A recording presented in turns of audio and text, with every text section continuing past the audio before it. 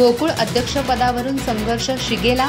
अरुण डोंगळेंनी राजीनामा नाकारत घेतली महायुतीच्या पाठिंब्याची ढाल. मुख्यमंत्र्यांच्या सूचनेनुसार राजीनामा न देण्याची स्पष्ट भूमिका डोंगळेंनी मांडली माध्यमांसमोर. कोल्हापूर जिल्ह्यातील प्रतिष्ठेच्या गोकुळ दूध संघाच्या अध्यक्षपदावरून सुरू झालेला संघर्ष आता निर्णायक टप्प्यावर पोहोचलाय. अध्यक्ष अरुण डोंगळे यांनी नियोजित संचालक मंडळाच्या बैठकीला आज वैयक्तिक कारणास्तव दांडी मारली. या पार्श्वभूमीवर त्यांनी माध्यमांशी बोलताना स्पष्ट केलं की मुख्यमंत्री देवेंद्र फडणवीस आणि उपमुख्यमंत्री एकनाथ शिंदे यांनीच अध्यक्षपद सोडू नये असं सूचित केल्यामुळे आपण राजीनामा देणार नसल्याचा निर्णय घेतलाय. गोकुळचा अध्यक्ष महायुतीचाच असावा, मग तो कोणीही असो, अशी भूमिका वरिष्ठ महायुती नेत्यांची आहे असंही डोंगळे यांनी स्पष्ट केलं. याशिवाय त्यांनी मुख्यमंत्री, उपमुख्यमंत्री, नामदार हसन मुश्रीफ आणि आमदार प्रकाश आंबेडकर यांच्यात बैठक घेऊन या पेचावर तोडगा काढावा अशी सूचना केली आहे.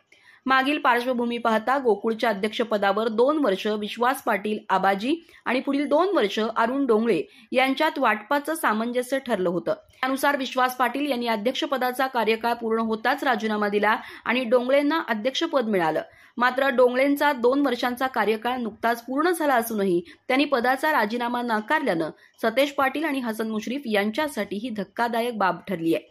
हसन मुश्रीफ यांनी स्पष्टपणे सांगितलंय की 2 वर्षांचा कार्यकाळ ठरलेला असून राजीनामा अपेक्षित आहे. तसं न झाल्यास ते स्वतः मुख्यमंत्री आणि उपमुख्यमंत्र्यांची भेट घेऊन परिस्थिती समजावून सांगणार आहेत. सतेज पाटील यांनीही डोंगळे आपल्या शब्दाला जागतील असा विश्वास व्यक्त केला होता. मात्र आता गोकुळमध्ये महायुती आणि काँग्रेस राष्ट्रवादी गटामधील संघर्ष अधिक तीव्र होतोय.